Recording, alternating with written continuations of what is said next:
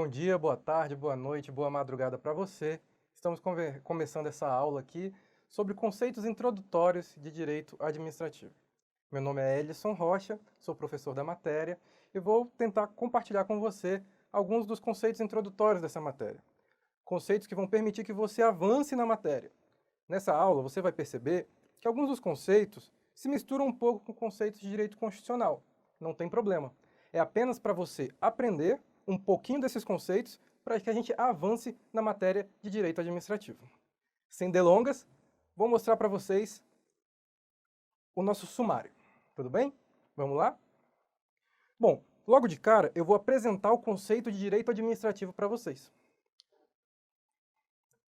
Porém, há diversos conceitos relacionados, e nós vamos falar também dos principais conceitos relacionados. Os conceitos são Estado, governo, administração pública, o conceito de direito e o conceito de regime jurídico administrativo. Por fim, nós vamos fazer uma análise aprofundada do conceito de direito administrativo. Vocês vão perceber ao final da aula que a análise aprofundada do conceito de direito administrativo vai possibilitar que vocês acertem um grande número de questões. Você vai ver, ao final dessa aula, que as bancas, muitas vezes, copiam e colam o conceito de determinado doutrinador. Então é importante que vocês tenham contato com esse conceito. Não é mero formalismo, não é enrolação, é importante mesmo a gente ter contato com vários conceitos de direito administrativo. Tudo bem? Vamos continuar então. Eu vou apresentar um conceito de direito administrativo agora, que para mim é um dos melhores conceitos para a prova, porque ele é bem simples e dessa forma você consegue entender mais ou menos de que se trata a nossa matéria. Tudo bem? Dessa maneira aqui, você vai ver um conceito inicial, mas posteriormente nós vamos ver outros conceitos, nós vamos aprofundando ao longo do curso, ao longo dessa aula. Vou ler aqui para vocês. O direito administrativo é o ramo do direito público que disciplina a função administrativa, bem como pessoas e órgãos que a exercem. Essa é a definição de Celso Antônio Bandeira de Mello. Esse é um doutrinador que as bancas adoram. Então, fiquem atentos nessa definição. Atentos, por favor. Fique atento você e todos que nos assistem. Olha só, aqui fica bem claro que o direito administrativo ele vai estar focado na função administrativa, ok? Então, assim, ele vai estar buscando analisar tudo aquilo que é realizado na função administrativa, as contratações que a administração pública faz, a contratação de servidores públicos, tudo aquilo que envolve a função administrativa. Para o conceito ficar mais redondo para nossas provas, eu gosto de colocar aqui do Estado, disciplina a função administrativa do Estado. Por quê? Porque não é qualquer função administrativa que o direito administrativo vai regular. Uma função administrativa em determinada empresa, aqui no CDF, por exemplo, não é matéria de direito administrativo, é matéria de direito privado, ok? No direito administrativo, são a função pública do Estado, tá? A função administrativa, perdão, do Estado, ok? Ocorre que a definição do Celso Antônio Bandeira de Mello, ela é muito boa porque ela já fala em direito público. Então a gente vai ver mais para frente que essa definição não é incompleta. Eu preferi colocar o do Estado aqui e destacar para vocês, para que vocês percebam que o direito administrativo, ele está sempre relacionado ao Estado, à administração pública, e por isso mesmo ele é um direito público, como a gente vai ver mais para frente, tudo bem? E é por isso que eu coloquei aqui esse slide aqui, explicando para vocês que entender o conceito de Estado soberano é essencial para a compreensão do próprio conceito de direito administrativo. E como eu já mostrei no sumário, nós vamos ver também o conceito de administração pública, de governo, de direito, mas nós vamos começar pelo conceito de Estado. E qual é o conceito de Estado? Primeiramente, é importante explicar para todos que estão nos assistindo, para você, meu caro aluno, que Estado soberano é diferente de Estados federados. São coisas diferentes, distintas. Então, se alguém perguntar para você o que é Estado, não estaria errado você dizer que Estado é o local onde eu nasci, é uma parte do Brasil, é o estado do Amapá, por exemplo, de onde eu nasci, é o estado do Rio de Janeiro, de São Paulo, de Santa Catarina. Porém, fique bem atento nisso.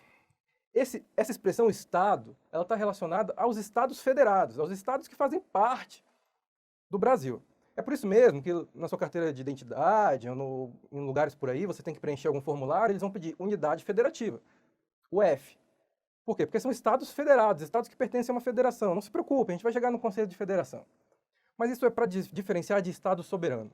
E no Brasil há apenas um estado soberano, é a República Federativa do Brasil, é o Brasil como um todo. Esse é um Estado soberano. E qual então é a diferença entre Estado soberano e Estados federados? O Estado soberano, e daqui para frente, sempre que a gente falar em Estado, a gente vai estar tratando de Estado soberano, ok? Então daqui para frente, até o final do curso, salvo exceções bem pontuadas, né? As exceções sempre virão bem pontuadas, salvo exceções, sempre que a gente falar em Estado, nós estamos falando de Estado soberano. Então, Estado é uma pessoa jurídica que exerce soberania sobre determinado território e sobre a população que nele habita. Então, gente, imagina o Brasil. Você vai ver que aqui no Brasil existe um território, né? De norte a sul, do Amapá ao Rio Grande do Sul, existem vários estados, mas o território do Brasil é um só. E sobre esse território, nesse território habita uma população, um povo. O Estado brasileiro é soberano. Aqui, as normas são editadas pelo Estado brasileiro. Então não pode, salvo permissão constitucional, ou seja, exceções, uma lei local contrariar uma lei federal. A não ser que aquela matéria da lei estadual, da lei municipal, seja de fato competência municipal, competência estadual prevista na Constituição. Mas esse é assunto para outra aula. O que você precisa entender é o seguinte, que aqui no Brasil, o Estado brasileiro exerce soberania. Aqui, nenhum outro governo de fora pode meter o bedelho aqui. Desculpa a expressão. Os Estados Unidos não pode vir aqui e ditar as leis. A Europa, qualquer país europeu não pode vir aqui e ditar as leis. Aqui as leis são ditadas pelo governo brasileiro. Nós temos, então, um governo soberano. Nós temos um governo que faz as normas. E a população, ela cumpre as normas, mas ela também as elabora por meio de seus representantes que ela elegeu. Ok? Então há uma relação aí entre a população e entre o Estado. Mas é sempre importante você lembrar que é a soberania. Então, por exemplo, o Estado brasileiro pode fazer uma norma que obriga o Estado de São Paulo a cumpri-la. Por quê? Porque o Estado brasileiro é soberano, o Estado de São Paulo não é. Então essa é a grande diferença. A grande diferença, o nome já diz, entre Estado soberano e o Estado federado, é que o Estado soberano ele possui essa soberania. Ele tem o poder de fazer com que as suas normas sejam cumpridas em todo o território. Ok? E aqui nós temos os 3 elementos do Estado. Isso aqui é uma classificação muito comum de cair em prova. Ok? Então nós temos povo, território e governo. É como está naquele conceito da gente. Nós temos ali um povo e um território, um povo que habita em determinado território. E sobre esse povo e sobre esse território, existe um governo que é soberano. Ele é soberano para ditar as normas, para ditar as leis, ok? O povo é o componente humano, o território é a base física, onde está aquele país, e o governo é quem conduz o Estado. Tudo bem? Nós vamos... olha bem para esse esquema, porque isso aqui cai bastante em prova, ok? Inclusive, nós temos a seguinte afirmativa de prova. Povo, território e governo soberano são elementos do Estado. E a resposta, vocês sabem, está certa, ok? Por que está certa? Porque nós vimos, é um conceito bem famoso na doutrina, bem cobrado em prova, povo, território e governo soberano. Como nós vimos, a afirmativa é correta, é certa. Mas eu até coloquei aqui um não confunda, para vocês perceberem o seguinte, governos soberanos, eles não se submetem a outro Estado, ok? Então é como eu expliquei para vocês, os Estados Unidos não pode vir aqui e ditar as regras no Brasil. Não pode. Porém, não confundir com absolutismo. Que história é essa de absolutismo? Absolutismo cai em prova? Não, não muito. Mas assim, o absolutismo é só para você não confundir no seguinte sentido. O governo é soberano, então ele pode tomar minha casa, ele pode descumprir direitos humanos. Não, não é isso. O governo é soberano porque ninguém vai interferir na soberania nacional, ninguém vai vir aqui e ditar as normas do Brasil. O Brasil também não vai ditar as normas do Paraguai, o Brasil não vai ditar as normas na Argentina, em nenhum outro lugar, só aqui no Brasil, porque só aqui ele tem soberania. Mas o governo, ele precisa também obedecer às próprias normas que são editadas. E essa obediência às próprias normas editadas é de extrema importância para a gente, ok? Que a gente vai entender mais para frente o conceito de Estado democrático de direito. Aqui eu vou ler uma outra definição que ela realmente complementa, né, tudo que a gente já viu. O Estado é a pessoa jurídica de direito público externo tá vendo, gente? Direito público externo, eu vou comentar rapidinho com vocês depois, constituída por 3 elementos indissociáveis: povo, território e governo soberano. Então, vocês percebam que isso é muito comum na doutrina, essa definição mesmo, gente. Não tem muito para onde fugir. É povo, território e governo soberano. É um governo absolutista? Não, é governo soberano. É um governo em que não vai haver interferência, ok? Por que direito público externo? A gente vai chegar na definição de direito público, mas externo por quê? Porque se relaciona, né? O Estado ele vai se relacionar com outros países soberanos. Ele vai ter relação de igual para igual com os Estados Unidos, com a Rússia, com a China, ok? Então por isso que é direito público externo. E aí, como eu já tinha adiantado, nós vamos vir para o conceito de Estado democrático de direito. Por isso que o Estado não é absolutista, não tem absolutismo. Porque o Estado cumpre a norma, olha só. Nós podemos resumir o Estado democrático de direito em 2 facetas. A primeira, o Estado faz as regras. E aí, regras, aqui eu coloquei, são leis e outras normas, como princípios, como decretos, ok? Mas esse mesmo Estado, ele tem o dever de cumprir as regras. Então, aqui o Estado faz as regras e ele cumpre as regras. Ou seja, é esse dever que o governo tem, que o governo de determinado Estado, perdão, gente, que o governo de determinado Estado possui, de cumprir as regras. A isso nós damos o nome de responsabilidade dos governantes, ok? Os governantes, eles possuem a responsabilidade de prestar contas, eles têm que mostrar para a população que eles fizeram a coisa de forma correta, que eles usaram bem o recurso público, ok? Então, eu coloquei aqui, ó, no EDD, é possível que o povo exija de seus governantes que eles cumpram as normas vigentes. Apenas um parêntese, e está literalmente em parêntese no nosso slide. Estado Democrático de Direito, eu coloquei uma sigla, EDD. E aqui vai uma dica para você, concurseiro. Comece a colocar siglas nos seus estudos, nos seus esquemas. Vai ajudar muito a sua vida. Porque aí, para o seu cérebro fica mais fácil. Em vez de você perder tempo lendo Estado Democrático de Direito, no próximo resumo que você for ler, na próxima aula que você for ler, você já lê EDD. Fica muito mais fácil para você, não fica? Então, por exemplo, direito administrativo, eu particularmente resumo as DAD, DAD. E muita gente faz assim, eu acho que vai te ajudar, tá bom? Então é só uma pequena dica para a gente continuar a aula, e eu coloquei aqui já no EDD, já fica mais fácil para você, para memorizar, para revisar, tá bom? Então, no EDD, é possível que o povo exija dos seus governantes que eles cumpram as normas vigentes. Ou seja, o Estado ele é soberano. Ele faz as normas, todo mundo tem que cumprir, mas ele também tem que cumprir. E aí o povo cobra do Estado. Por quê? Porque o Estado é soberano perante os entes externos, perante os outros países, as organizações internacionais.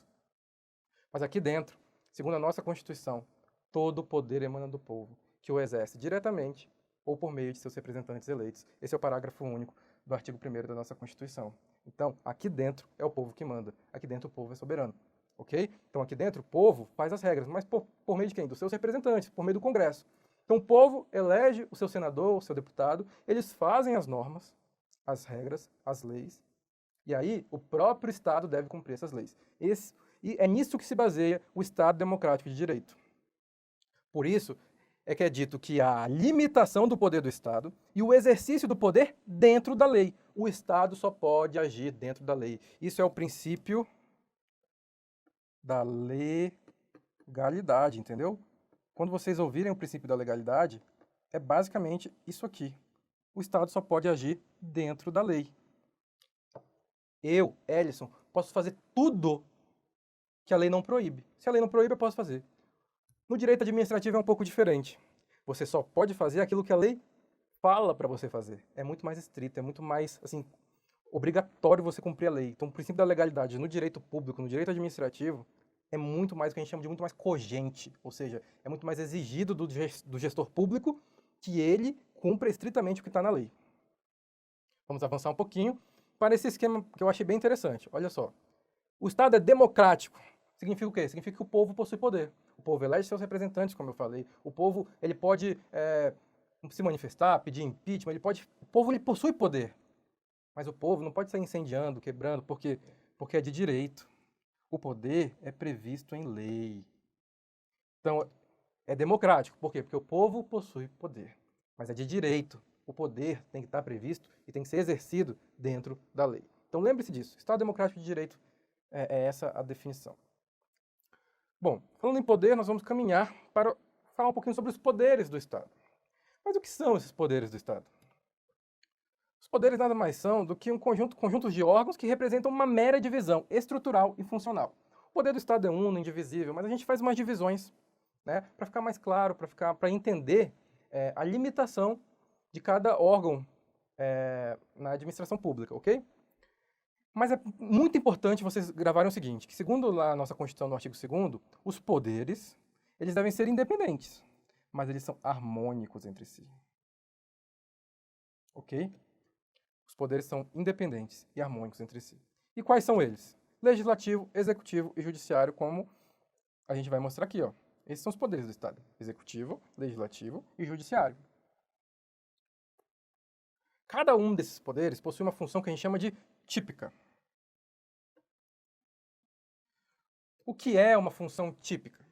Bom, a função típica é aquela que o poder nasceu para fazer. O poder foi criado para fazer aquilo. Então o legislativo foi criado para quê? Para legislar, para fazer norma, para fazer lei. O executivo, para administrar. É a função executiva, ele vai administrar, ele vai executar o orçamento, ok? E o judiciário? É a função jurisdicional. O que é função jurisdicional? Julgar. Né? O juiz vai julgar, o Supremo vai julgar, o STJ vai julgar, os juízes vão julgar. Então, juiz só julga, correto? Bom, em alguns tribunais, o juiz também pode exercer a função administrativa. O legislativo também tem que contratar pessoal. Por isso que nós chamamos de função atípica. E aí, por isso que a gente fala que não há exclusividade no exercício dessas funções, ok? Não há exclusividade. Um poder, às vezes, faz a função que é primordialmente de outro, sem desrespeitar a independência. E é importantíssimo que se respeite a harmonia entre os poderes, como a gente já viu, ok? Vou dar um exemplo para vocês de funções atípicas. Um grande exemplo que cai em prova, que é muito citado, são as edições de medidas provisórias pelo Poder Executivo. Quando o Poder Executivo faz uma norma por meio de medida provisória, ele está fazendo um ato legislativo. Né? É claro que o Congresso depois também vai atuar, mas isso é considerado uma função atípica, porque a função do Poder Executivo não é fazer norma. A função típica é administrar, mas a Constituição permite que o Poder Executivo consiga, né, ter esse poder de também editar medidas provisórias, editar decretos, fazendo norma, ok? E aí tem vários outros exemplos, né? O presidente de um tribunal, quando ele faz uma licitação, é um ato administrativo. O legislativo, quando julga o presidente por impeachment, ele está fazendo uma função jurisdicional. Então, há vários casos em que há funções atípicas. Então é só você lembrar que a função típica é aquilo que o órgão faz, nasceu para fazer, digamos assim, foi criado para fazer. E as funções atípicas é que ele faz por permissão constitucional, mas que não é a função primordial dele, ok? Bom, passando essa fase, nós vamos adentrar agora no conceito de formas de Estado. As formas de Estado representam a organização política do território. Eu vou explicar.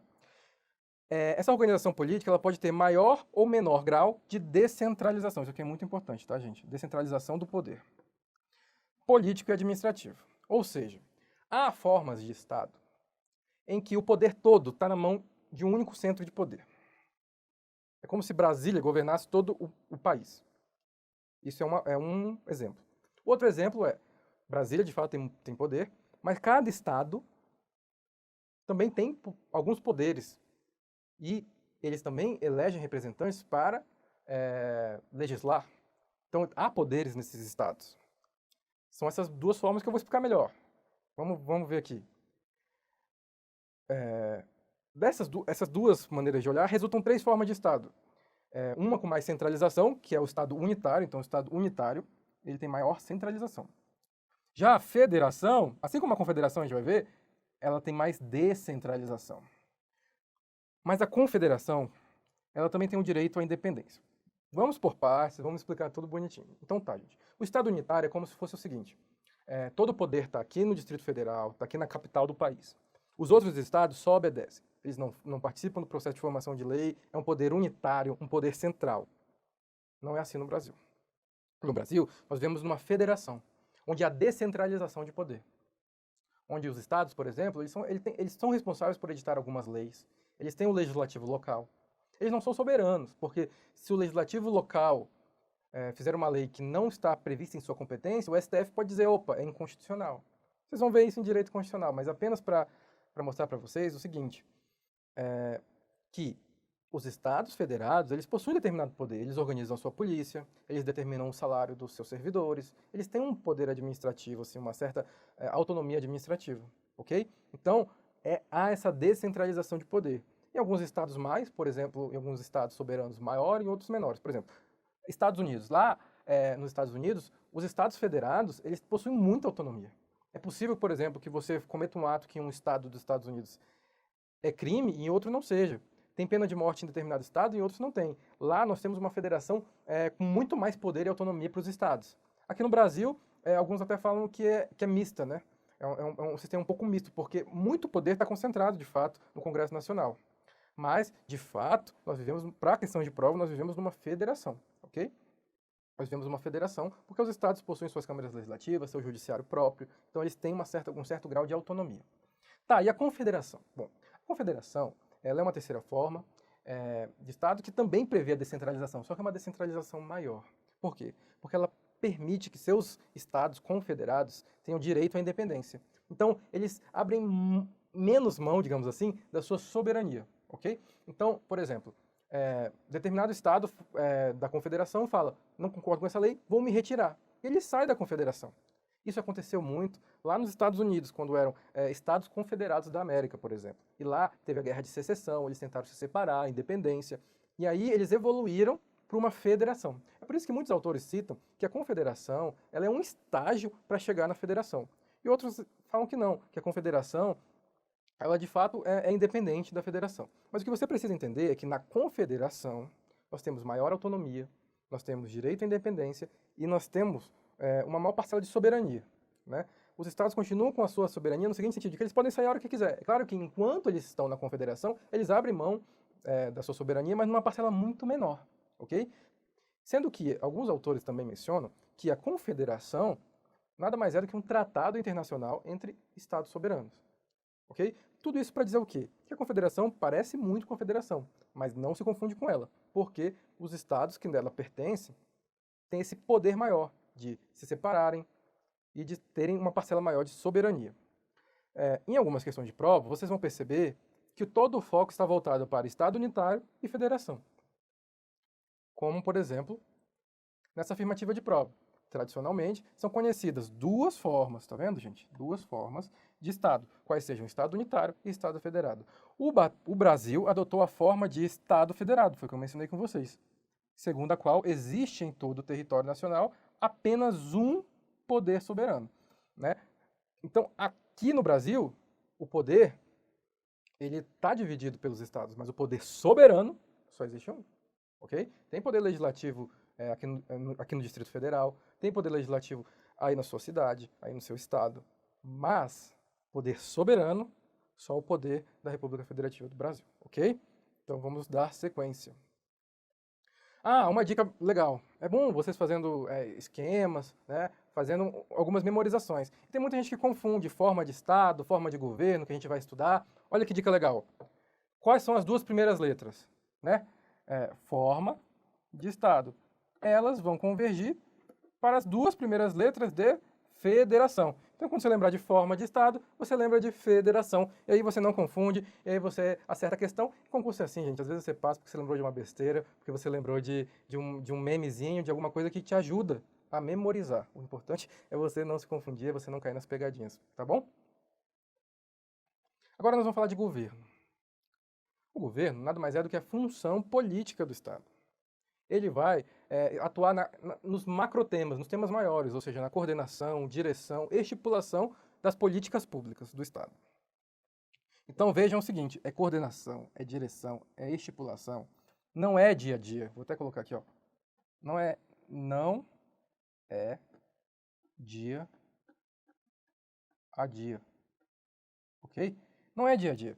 Você vê que eu coloquei um não aqui, N e o tio, é para ganhar tempo. E você faça isso também nos seus resumos, vai ganhando tempo de forma que você entenda. Se você não entender N e o tio, por exemplo, claro que você vai entender, você coloca não, né? Então, por exemplo, se tem alguma palavra que te confunde no seu resumo, não coloca, ok? Então, assim, não é no dia a dia, não é aquele assunto de dia a dia, são os macrotemas, ok? Então, coordenação, direção, estipulação das políticas públicas do Estado.